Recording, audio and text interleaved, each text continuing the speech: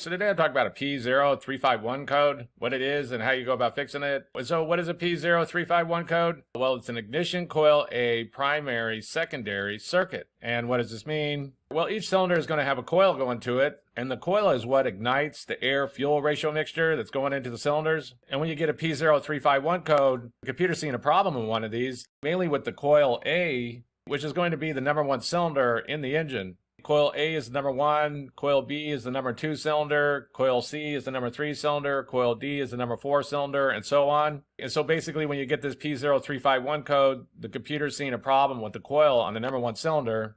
So just go Google your engine cylinder locations or firing order or something along those lines. Look at Google Images and usually you'll be able to find your engine and which cylinder is number 1. And that's going to be the one to go and look at because that's the one having the problem. And so what are some possible causes of a P0351 code? Well, the first thing that could cause this is that there's something wrong with that ignition coil. You can't go examine it. Sometimes oil can get down on these ignition coils and different things like this and can cause issues. Also, sometimes they could get a crack in them or some kind of damage to them or something along these lines. So you can't go examine it and just see if it has any physical damage. Of course, it might have failed and just gone bad and just need to be replaced. There's some different ways you go about testing the coil. One method is that you swap it with one that you know is good. So for example, say that you know cylinder number 2 is good. You swap that coil out with cylinder number 1. You clear the code and you see if the code comes back. If the code comes back as coil B or cylinder number 2, then you know it's a bad coil. If it still comes back the same on coil A or cylinder number 1, then you know there's some other kind of issue going on. But like I said, there's some different ways you go about troubleshooting this. But the first thing that could cause this is a bad ignition coil. The next thing that could cause this is that there's some kind of problem with the wiring going to the ignition coil on cylinder number 1. And so this would be something like an open, a short, there's some kind of bad connection going on, something along these lines. You will need to get wiring schematics for your particular vehicle to know what's going on with it, since there is differences. But basically, if you could get wiring schematics for your particular vehicle, then you could test the wiring for different things. You could be sure that there's a good ground wire, that there's voltage coming through, different things like this. But the next thing that could cause this is that there's some kind of issue going on inside the wiring. And the last thing on the list that might cause this is a bad spark plug.